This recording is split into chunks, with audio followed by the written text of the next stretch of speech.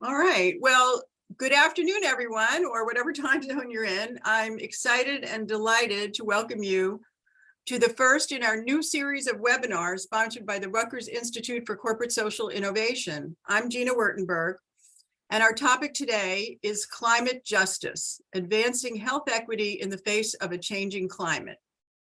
Before I introduce our two outstanding speakers today, I'm going to say a few words for roughly 10 minutes to set the context.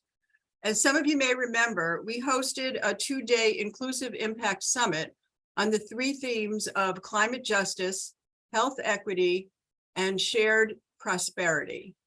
Deb can put the link in chat for all the recordings from that two-day series of amazing speakers. Now we're doing deep dives into each of these topics with organizations that are leading the way. And today we're delighted to have Phil Dahlin, Global Director of Sustainability from Johnson & Johnson, along with Kristin Stevens, the Director of Climate and Disaster Resilience at Americares, to share their thoughts and experiences. A key framework for guiding business risks and solutions is the World Economic Forum and their Global Risks Report.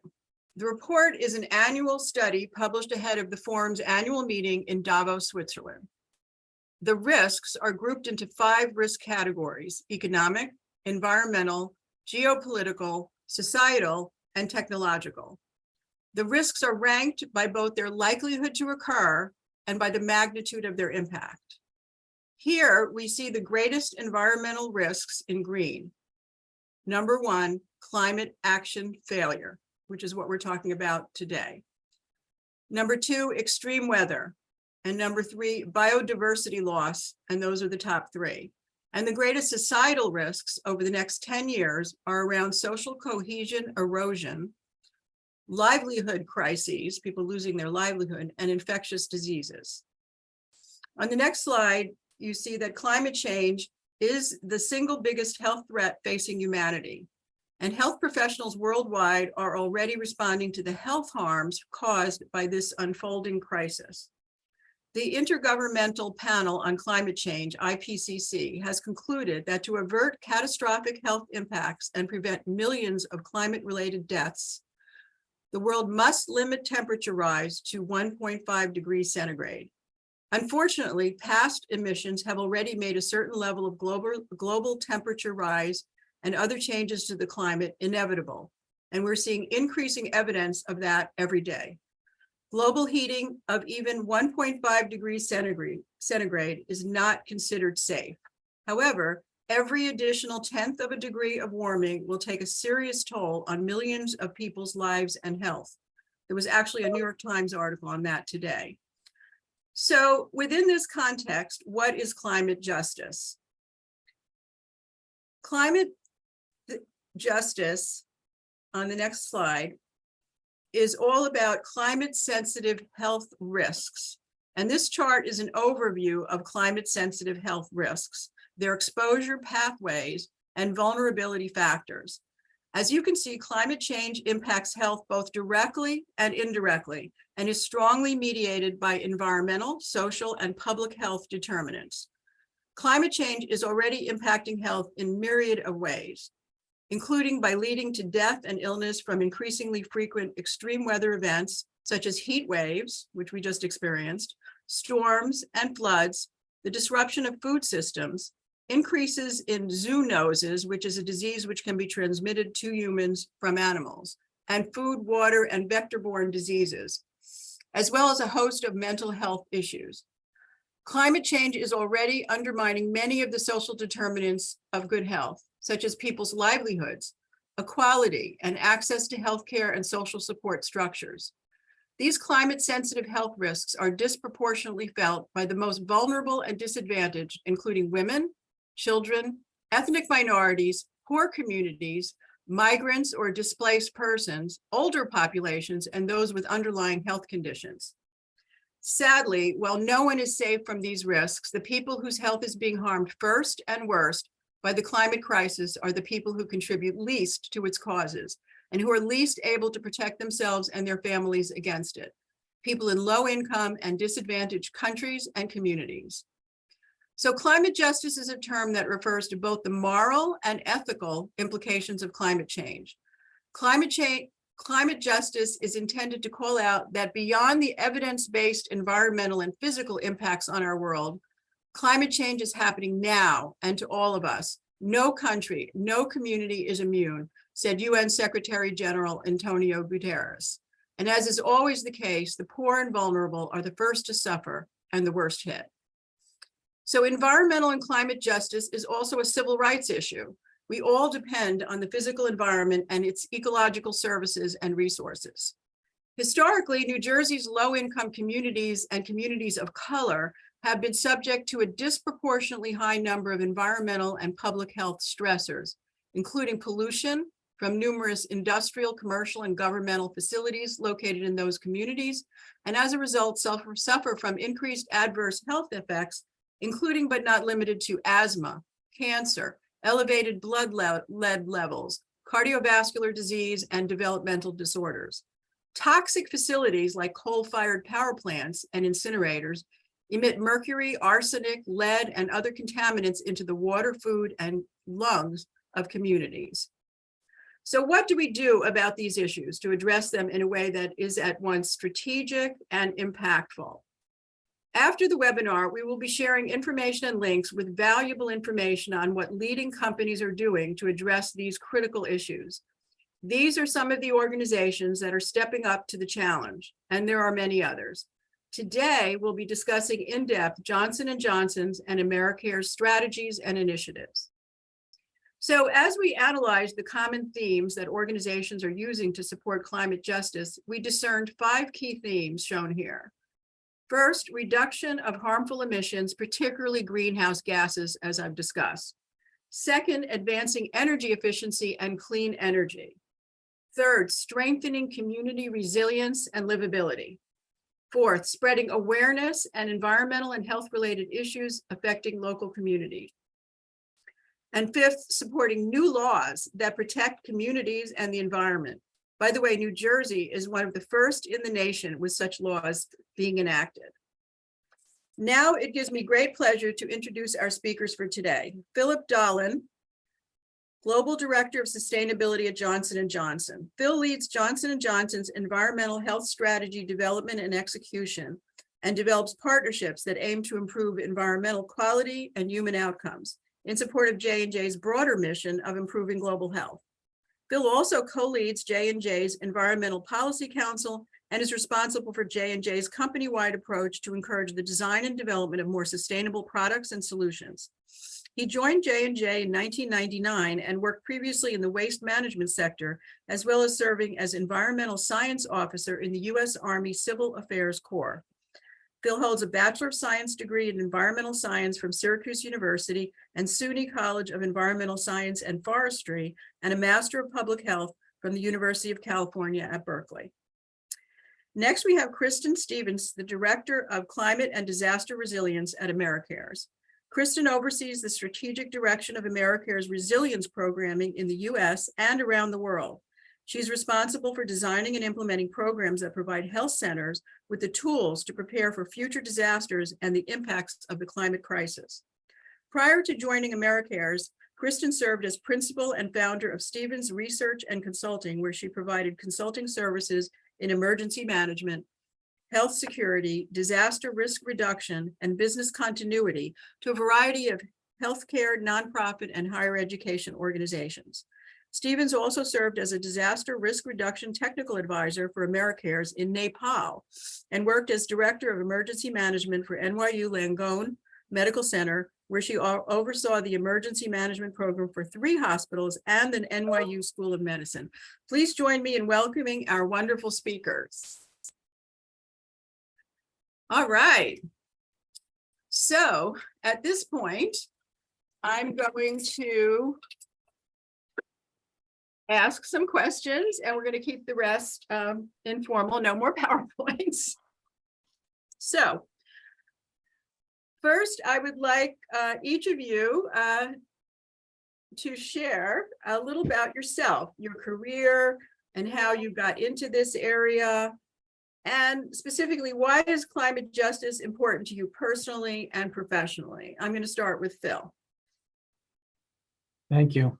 So as you mentioned, I'm Phil Dahlin, Global Director of Sustainability at J&J. You covered a fair amount of my career already, so I'll try not to repeat too much. But I have spent basically my entire career in some capability related to environmental issues. And I've worked on the environment from the environmental science perspective, from an engineering perspective, from a policy perspective. I've worked on issues like responsible supply chain, sustainability strategy, and now a lot of my focus is in this intersection of environment and human health, or environmental health. As to how I got here, I'd say it's a bit of being in the right place at the right time, but sustainability is a relatively new field, so I've had to create kind of my own vision and roles along the way. But as far as climate justice, and this is a newer area that I've been working in, but you mentioned, right, that the people that have least contributed to climate change are the ones going to be most impacted by it. And I think just on a personal level, being raised to be kind and fair, when I see injustices like this, it just triggers very strong emotions in me and drives me to action. And from a professional perspective, I'd say, at Johnson & Johnson, we've got a strong focus on health equity and, of course, sustainability. And I think, I feel very fortunate to be in a professional situation where my, personal values and professional values line up. So I'll stop there. Turn it over to Kristin. Great. Kristin? Yeah, thanks so much. And thanks for having me today. So I've been in the field of emergency management for about 15 years now. And I've been working in and around the health arena for a bit longer than that. For me, I've always been interested in how larger dynamics impact communities and in how people organize themselves to respond to large scale situations, whether these are issues at the community organizing level, justice issues, to large scale disasters. And it turns out that my professional niche was really on the emergency management side and looking at these large scale disasters. It all sort of comes full circle, though, when we start talking about environmental justice, climate justice, because these are at the heart of it all. These are community issues. These are community-based issues that are impacting people day in and day out. And then these large-scale disasters that we see come and make challenging situations even more challenging. So it sort of brings all of that together. And like Phil, I also have a profound sense of fairness. Justice and fairness are incredibly important to me.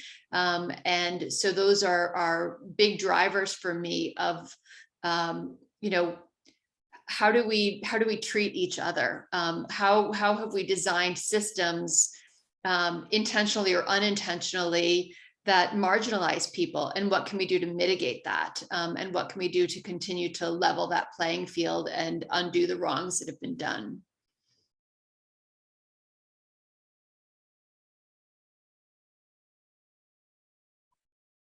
So I see that these issues are at a very personal level, and you've been able to find careers where you can really make a difference, as we'll be hearing throughout, and address some of these issues at a very profound systemic level, which is awesome. So let's explore how organizations like Johnson & Johnson and Americares can partner to make a difference, particularly to those most in need at the local level. So can you tell us more about your work in this space, specifically the Climate and Health Equity for Community Clinics initiative that was supported by J&J? And how does it work to help those in greatest need? And what has your experience been in working on this initiative? So I can start with that one. So okay. I'll back up a little bit. So I've been responsible for the development of our strategy to address this nexus of environment and human health for probably 6 or 7 years now. And early on, we realized like our ability to drive meaningful change was very limited if we didn't reach out beyond our four walls. So partnerships became an early cornerstone of our strategy there. And, since we started our journey in trying to address environmental determinants of health, we've been looking at how issues like climate change impact specific health outcomes and what we might do to improve those health outcomes. So looking at like how climate change impacts cardiovascular and respiratory disease or infectious disease burden or mental health. But along the way, we came to the realization that climate change is not only impacting health, but healthcare, right? So climate change has that ability to, impact access to care, impact the continuity of care. And then when you look at the parts of the healthcare system that are most vulnerable to the impacts from climate change, it's in these communities that rely on local community health centers for access to care. So as we kind of had this realization, at the same time, Johnson & Johnson had launched a race to health equity and developed some really bold goals to address health equity gaps here in the US. And that's backed up by $100 million in investments. But we decided, we could contribute to these efforts by addressing disproportionate impacts of climate change on communities of color and how they access healthcare. So coming back to the partnership strategy, when we started to look at potential partners to work with to promote health equity in a changing climate, Americares was perfectly positioned to be the partner of choice. We also realized, I guess, in kind of building this initiative that we need some academic firepower on the project as well. So we've had a long-standing relationship with the Harvard Chan School of Public Health and with the Sea Change Center located there, the Center for Climate Change and Climate Change, Health, and Global Environment. I always get so. And I know you guys at Americares have had a working relationship with them as well. So, we decided to bring them on board. Let me stop there. I'll not steal all the thunder. Okay. So, Kristin, can you tell us a little bit more about how the partnership works and your experience in working in this cross-sector initiative? Sure. Thank you. So at Americares, partnerships are the foundation of all the work that we do. So for those of you who don't know, we are a health-focused relief organization. We are focused on alleviating the impacts of poverty and disaster. And we work with networks of local health centers around the world. We work in over 90 countries with over 4,000 health centers around the world in varying capacities, some of them with product donations, some of them with full-on programs. It's a wide variety of things that we do. But none of our work would be anywhere without partnerships. So we partner with health centers at the local level. They are the ones, they know their communities the best. They know their patients in and out. One of the things that's most important to me when I think about response to the global climate crisis is that it is a global crisis. But at the community level, it's personal. It's individual people being impacted. And the health centers that we work with, they know their patients.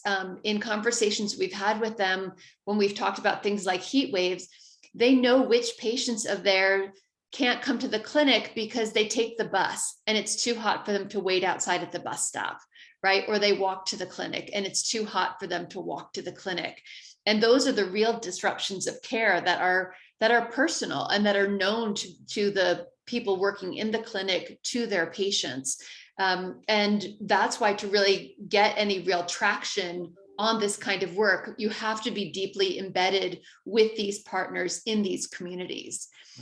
So our partnership with Sea Change, Harvard Chan Sea Change, as well as J&J, is really seeking to help alleviate some of these impacts. J&J has been a longstanding partner of Americares for 20 years now, more, probably more. And for me, this is the kind of this is the kind of partnership that we seek out. It's not just a partnership that's about writing a check. It's about connections. It's about resources. Phil sends me things, articles that he think might help, right? He sends me research that he's found. It's about, the global crisis is so large. It's an all hands on deck emergency. So when you have somebody who can be helping out and who can be making sure that you're seeing the best of what's out there. And the beauty of this project is that we are able to take the partnership between our three organizations and distill it into actionable strategies at the local level. And that's the goal of it, is we're trying to increase the resilience of the health centers that we're working with to try to decrease the impact of the climate crisis in their communities, right? Because we know that people who are vulnerable day to day are most vulnerable to the impacts of disasters, are most vulnerable to the impacts of the climate crisis. So if we can have stronger health centers day to day, we help to reduce that gap, narrow that gap for getting care, getting treatment, maintaining continuity of care and health. Fantastic. I just wanted to mention to everybody, if you want to chat any questions, just put them in the chat, and we're going to have some time for Q&A towards the end. Let me ask a related question to what you were just saying. What do you see as some of if you were elevated to sort of the underlying principles that contribute to the success of your program at the local level? What are some things that can be done and are being done? So our project is still in the development phase. So we've been working with some, identifying some initial partnerships in some key states. We are seeking to partner with health centers from the very beginning in the design of the project.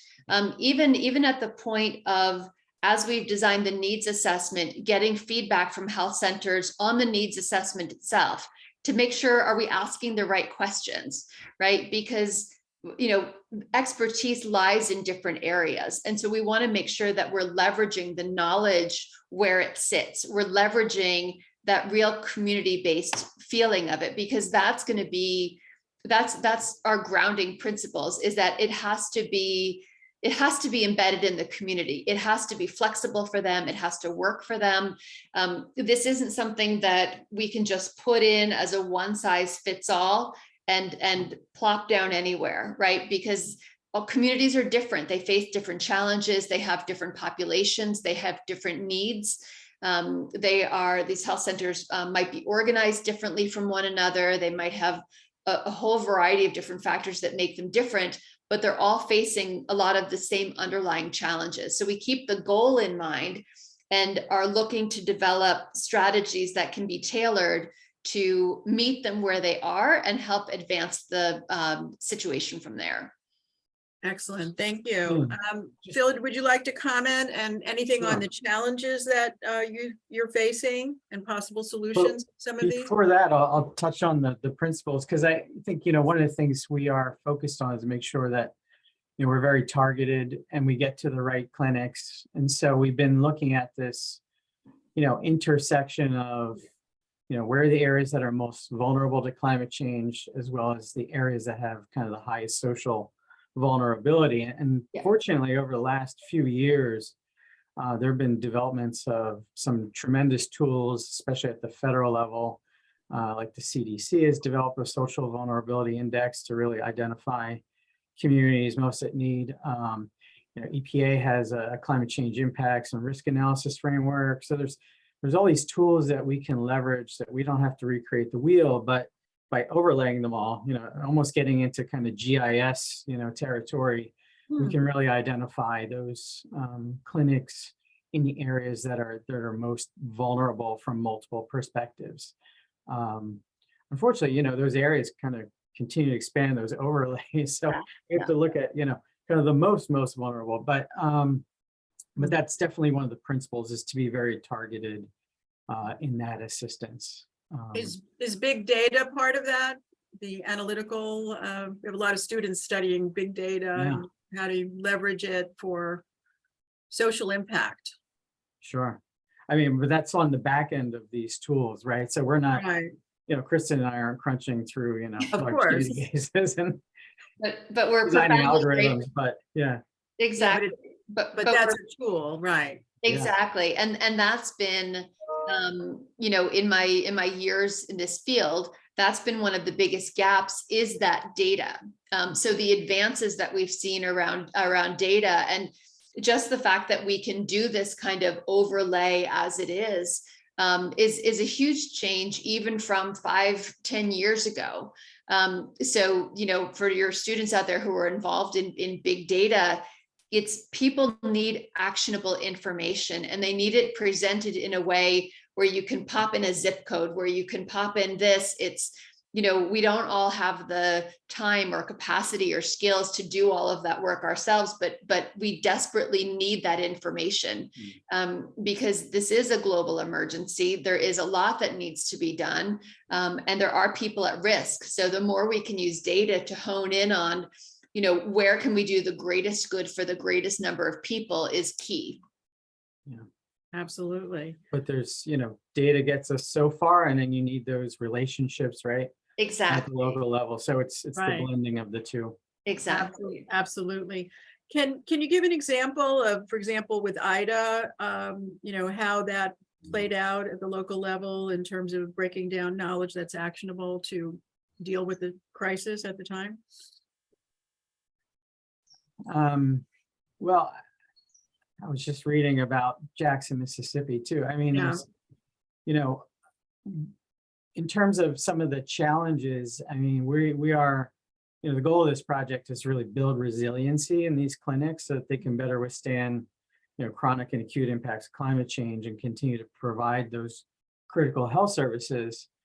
We're focusing on this from a, building operational and personnel resiliency and hopefully to some effect patient resiliency through outreach. But a major challenge that remains is that these clinics will likely require some sort of, significant infrastructure investments as well to withstand, the effects of hurricanes or flooding or wildfires, even extreme heat waves and drought.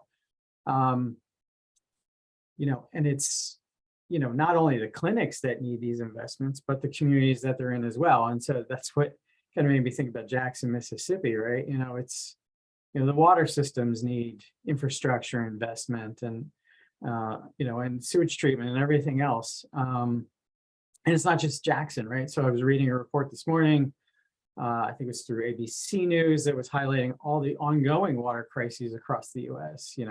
There's arsenic in the water in New York City in public housing, there's E. coli in Baltimore water. So, we can't address those infrastructure needs through a project like this because it's just, the scope is just, and scale is, enormous.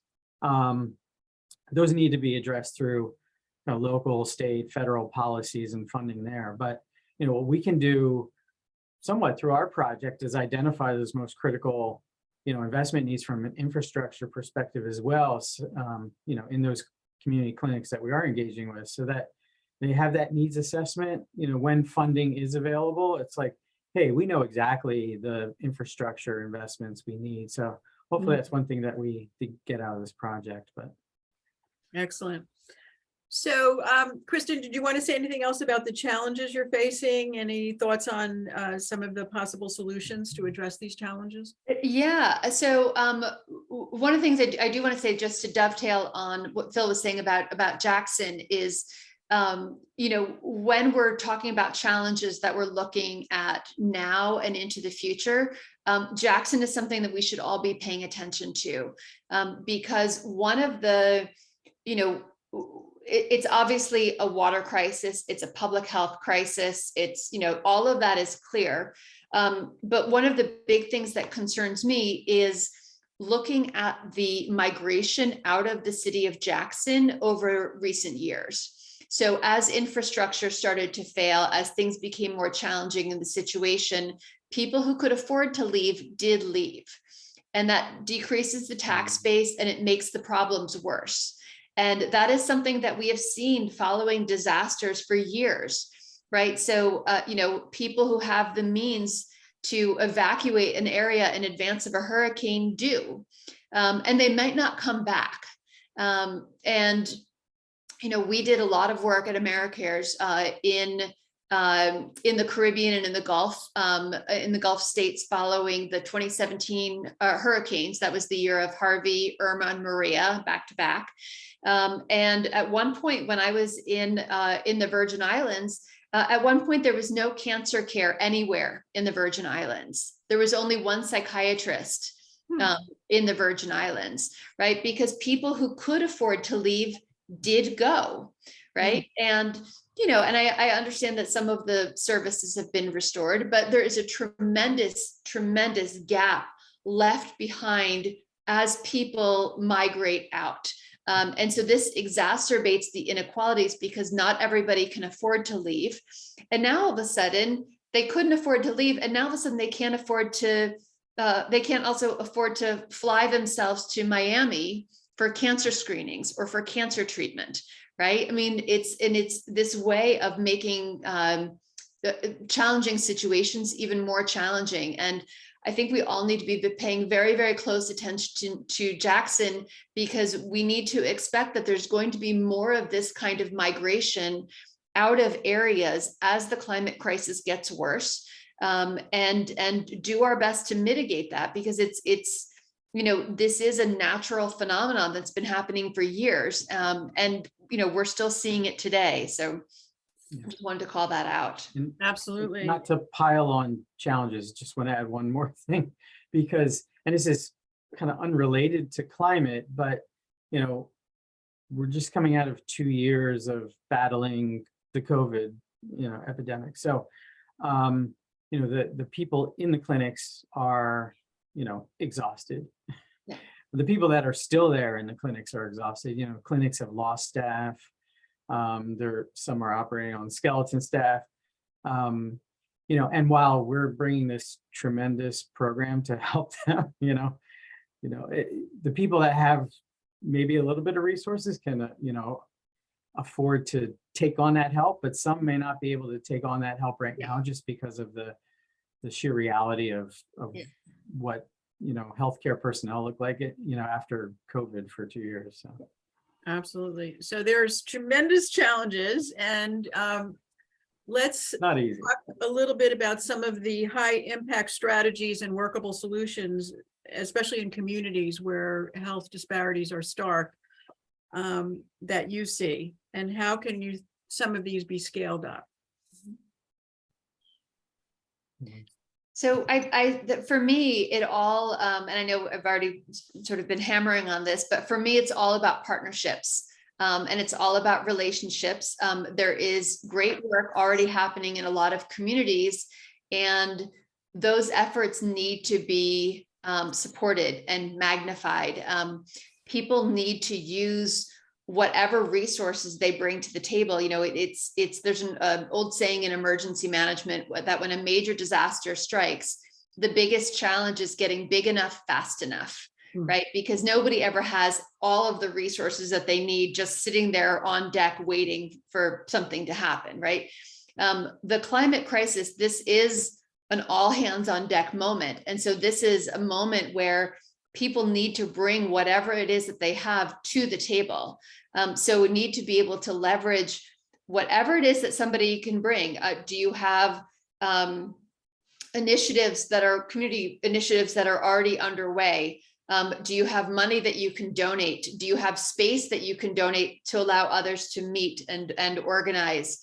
Do you have influence? Do you have leverage? Do you have technical skills? Do you have, no matter who you are, everybody has something to bring to the table. And so I think that's one of the most important things, is that there is a lot of great work going on at the community level, but until they can get bundled together and until they can get brought to scale, right? Scaling initiatives is always incredibly challenging, but that's what's needed. And we need to be able to amplify work that's happening, and trusting people who are working at the local level. They know what they need. People know what their communities need, but there is often an enormous gap between what they need and what they can get. And that's where the power of partnerships can come in, because how can we all help to fill those gaps? So I love how you said it's all hands on deck and everyone has something to contribute, because most people, or I would say a lot of people, just sort of sit there thinking, well, other people know what to do. I don't know what to do, or I have nothing to contribute. And everyone has a role to play in this. Everyone has a role to play. Absolutely. Yeah. So Phil, did you want to add anything to that? Yeah, just, we hope that coming out of this project, that we can, extend the learnings to a broader, swath of clinics, and take the successful interventions that we've identified and help other clinics apply them. I mentioned the COVID crisis, right? So, we realized, like, hey, there are going to be clinics that can't participate, but there might be healthcare professionals at clinics that are really interested in the topic and want to kind of be, ambassadors for this topic and learn more and figure out how they can, change things within the operations of their own clinic. So, even since we launched this, we're already evolving the project a bit because of that. So, we intend to build in parallel, cohort of clinical, healthcare professionals that can act as those change agents. And, and then we can also hopefully leverage the power of some of their professional networks, like the, National Association of Community Health Centers, to really amplify, the messages, the learnings, and share it more widely. Exactly. Great. So we're going to be identifying learnings from this, high impact strategies, workable solutions, leveraging them and scaling them as a result of an ongoing kind of action research learning process. Great. I wanted to ask Kristin, can you speak to some of the unintended consequences of actions that where you have good, well-meaning people, but they're actually making things worse? Yeah, I mean, there's a number of ways that, there are a number of ways that challenging situations can be made more challenging. And some of it is well-meaning and some of it is thoughtless or otherwise. But, there are environmental challenges are more challenging in some communities than in other communities. And that's at the heart of environmental justice. That gets to where and how waste is processed. That gets to where, city buses idling in poorer neighborhoods, right? Reducing the air quality of those neighborhoods. Government decisions about land use, right? So lack of green space in urban environments contributes to a heat island effect. There are decisions that are made without looking at the whole picture of what the downstream implications of this are. And there's also a history in this country of more deliberate efforts that have made issues more challenging in specific communities. The other thing to keep in mind, though, is that these are all actions that there is remediation available for them, right? There are things that people are doing today that have negative impacts on communities that can change, that people can change the way waste is managed. People can change, why are those buses always idling anyway, right? And why are they doing that there? We're looking at things like, investments in communities. So I was on a call yesterday with somebody from California, a pediatrician from California, and she's done a lot of work around school resilience. And she was talking about the fact that in California, schools are closing due to heat and air quality issues because there's no air conditioning in the school, right? Well, what happens to the children's right to an education? What happens to their education? Also, it doesn't, just because they're not in school doesn't mean that they're going home to an air conditioned home, right? And in many ways, it would be better for the children's health if we were making the schools themselves better, right? Installing the air conditioning in the school, at least they're in a better, healthier environment during the school day and they're not having their education disrupted. So there are so many things like this that are at the time when those schools were designed, it was perfectly appropriate for them to not have air conditioning, right? The environment was different.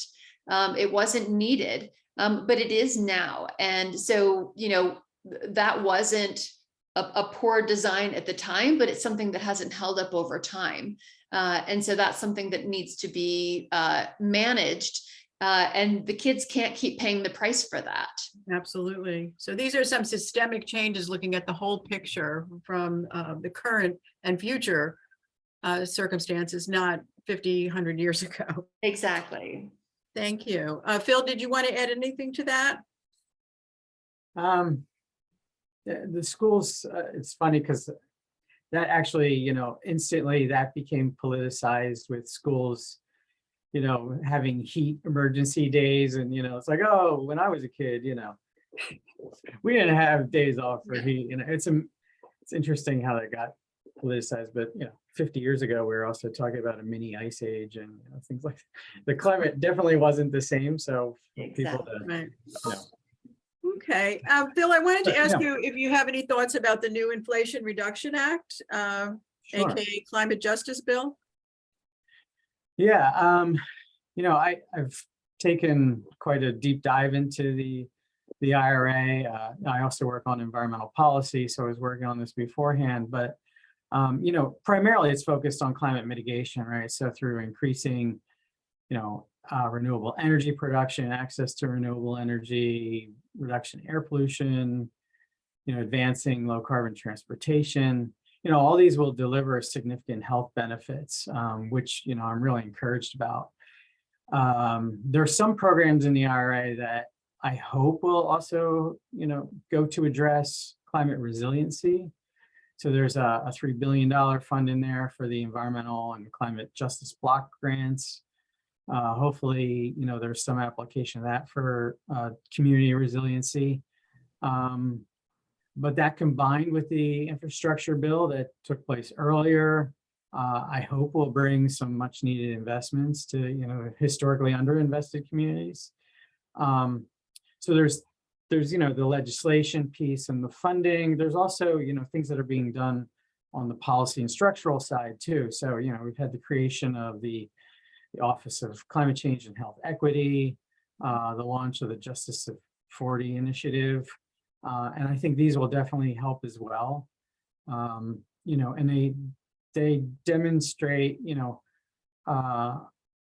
an interest and leadership to address these issues. So I'm hoping, it seems like we're going in the right direction. So I hope this continues. Great. So some of these initiatives are bringing together kind of the whole healthcare value chain to try to reduce some of these impacts and do no harm. All right, so before we take some questions from the audience and participants, what final thoughts would you like to share with our audience? Keep in mind, we have a very wide diversity of people listening in from all over the world, including employees. We have company representatives from all different industries, sectors, locations, students, academics doing research. And I would ask you, what is your personal call to action? Phil, would you like to start with that? Sure. I just touched on it a little bit, but, we need to not only address climate mitigation, right? We need to keep our foot on the pedal. We need to smash it down to the floor. We need to keep going as fast as we can to mitigate climate change and really decarbonize society. But, we also have to be very cognizant of, the current climate. And I'm talking about actual climate, not, social or political climate. And realize climate change is, impacting how we live now. And we need to be more resilient. So I know it's hard from, many perspectives to focus on many things at once. But, we need to have this parallel path of building resiliency with mitigating climate change if we're to come out the other side at some point in the future in decent shape as a society. So that, we have to become masters at doing many things at once and doing it well. So When we were talking earlier, I heard about that example from one of you about Australia, which was Mm. agreeing to take in one of the island nations when it Mhm. goes underwater. I think, Kristin, you were talking about that. Mhm, mhm. That's Yeah. I mean, there's some great forward thinking going on out there, looking ahead to what are going to be the impacts and how is this going to be dealt with. And that's the kind of big thinking that we need, and we need to start sorting these things out now. Because especially when you look at issues of migration, those, the more it's a surprise, the harder it is to deal with. But there is a lot of great science out there showing where and how the world is changing. There are a lot of good models out there showing the impacts. And what we need is, like I said before, this is an all hands situation. Everybody has something that they can bring to the table. This isn't, I was talking with somebody the other day about college students. This isn't a situation for STEM majors alone to deal with, right? This is for everybody. These are the decisions that we make in our daily lives. These are the decisions that businesses make. These are the decisions that we as voters make. These are the decisions that are made at community councils, at state legislatures, at national governments. Like this is happening at all levels of society, all levels of government, all around the world.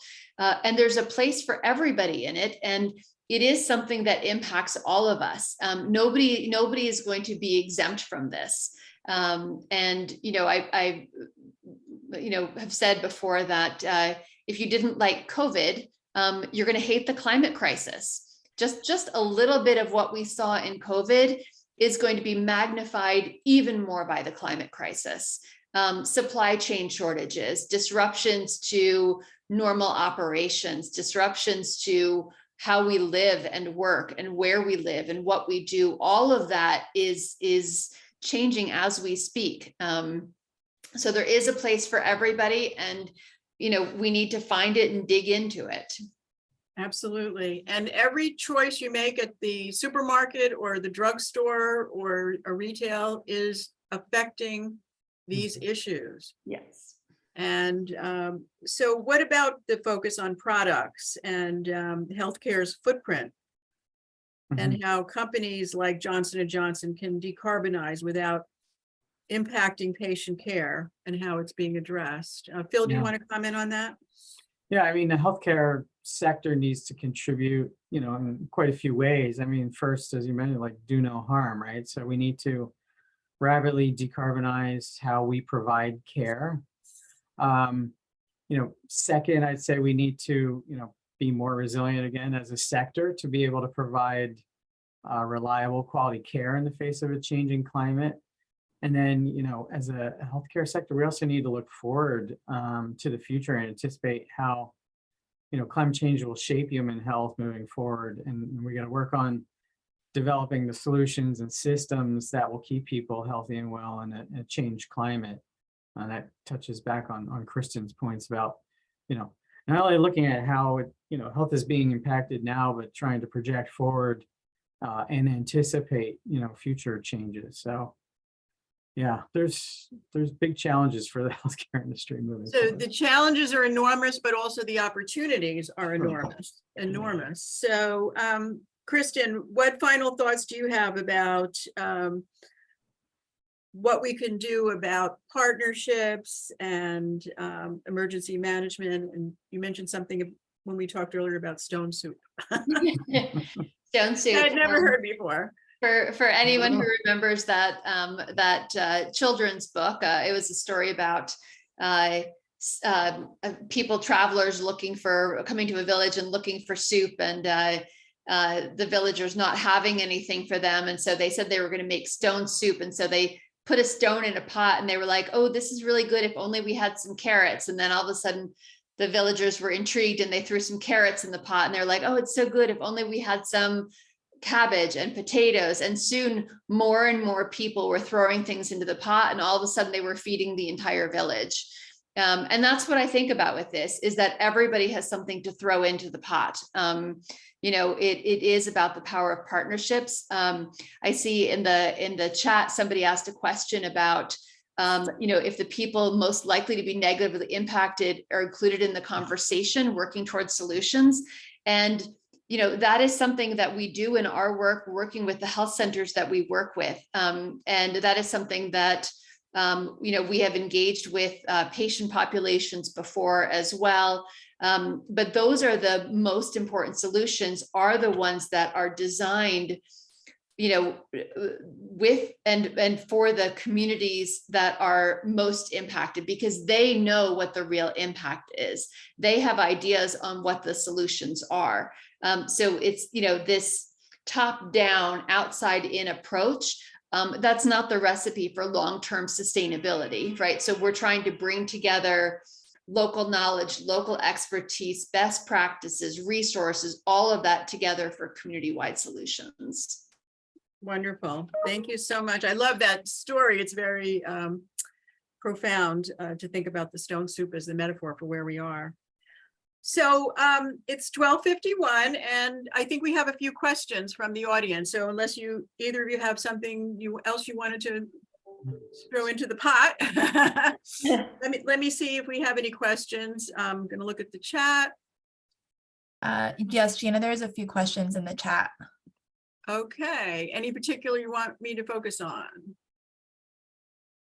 Barbara Clark asked if the people who are most likely to be negatively impacted are included in the conversation and if they're involved with working towards a solution. Excellent question. Okay. Thank you, Barbara. Kristin, do you want to respond to that? Yeah. So I did touch on that a little bit. Of that is part of our partnerships with the health centers that we are working with. So for our particular project, that is part of designing it in partnership with the health centers, because the people who work in those health centers live and work in those communities. And so we are really focused on designing solutions for the health centers who are embedded in those communities. So that's a built-in part of the project that we are doing. Great, thank you. Khushbu Patel asked a question here about the COVID crisis. How are the learnings from the COVID health crisis being leveraged to strategize and predict how climate change will impact healthcare and contribute to health inequities? That's a great question. I would say that the learnings from the COVID health crisis have not been, much has been documented, not a lot has been synthesized, and it is still an ongoing emergency in many ways and in many places. I think that one of the things for me is that it gives us a real insight into what true stresses on the healthcare system look like, and where the real challenges are. And it gave us real insights into the impacts of politics on health. It gave us real insights into supply chain challenges. It gave us real insights into human behavior. It gave us real insights into the challenges that healthcare workers themselves face. Remembering too that healthcare workers are people too, and they are getting sick and dying too. In the earliest days, they were the ones who were being most impacted. And we will continue to see that as well. So I think in many ways, it was a real preview that we need to be paying a lot closer attention to and trying to apply those lessons, because we're going to be seeing more of that. Great. And I'll just add to that I'm sorry, that at our next webinar, Jessica Johnston from Becton Dickinson is going to be actually talking about lessons learned from COVID and their experiences at BD. Go ahead, Phil. I was just going to say, from the environmental side of things, I mean, we saw that, rapid decarbonization can lead to, clean air and blue skies. Now, Oh yeah, that's that not, was amazing. That's not the way we want to, go about things, but it gave us a window into, what could be. So, and that I think gave people hope. And again, as Kristin said, people are still crunching data, right? COVID changed all kinds of ways that we interact and our relationships with the environment. People accessed outside more. They wanted to get outside as part, to support mental health, right? Get out and walk and be in nature and things like that. COVID changed a lot of things, but we're still really trying to understand how it, fully changed our relationships and whether those changes are going to be durable or not. So I know there are a lot of studies ongoing to see whether some of the changes are durable. I think that's a great point, Phil, because it's so often on the environmental impact can seem so large and impossible to change the air quality, right? And then all of a sudden everybody stops driving, and all of a sudden air quality has dramatically improved. We know that everybody stopping driving is not a long-term permanent fix, but it does take it off the table of these are insurmountable issues, right? It really showed us that human action, individual action, collective action can really move the needle. So I think that's an important lesson for us to have recognized that change is possible. Again, those things aren't necessarily long-term solutions, but it is possible. I love that. Thank you so much. We have this will be the final question from Kristin. What, if anything, can we do now as individuals, in addition to voting, volunteering during disasters, and a few of the things you've already mentioned, to start taking action to help? Love that question. Great question. So I think one of the biggest things is being informed. Stay informed. Understand what is happening in your community, in your state, in your country. Get involved. So you listed some of the ones that we've talked about, but it really starts with being informed, talking to people about the issues, understanding the impact of issues of everything from community ballot measures, if that's something that's happening in your community, to purchases that you make, to looking at things from environmentally responsible living, right? Reducing your energy bill, reducing fuel usage, reducing, there's so much that we can do on that individual level. But so much of this is also at the larger scale level of government and business and corporations, and understanding what those sort of trigger points are, what those inflection points are, and where action can happen there. Wonderful. So we'll be posting some resources related to that. We actually, my team produced a personal sustainability guide with lots of specific suggestions about what you can do at an individual level. And then at the corporate level, we'll be posting the leading companies' various initiatives to look at. And I thank Peter for this wonderful comment about today, great learning. We face many environmental and social issues in the EU and Poland. I learned a lot about the need for partnerships, cooperation, joint use of resources, and we'll use those ideas in my teaching and management practice. Thank you so much. Thank you all. Great. And we will send out the resource list that I mentioned. There'll be a page with the recording, with a whole resource list repository we worked on for several months. And I had a student, Yuri Yarmish, I want to acknowledge, who helped with that over the summer. And I also want to mention the upcoming 2 webinars on October 7th. I hope you'll all join us for Health Equity, the role of business in building healthy communities. We were going to have Manan Shah from BMS and Jessica Johnston and Ellen Rafferty from BD. So we look forward to seeing you on October 7th. Thank you so much. And thanks to Phil, and thanks to Kristin and everybody who participated. Thank you so much. Thank you. Thank you. Thanks for having me.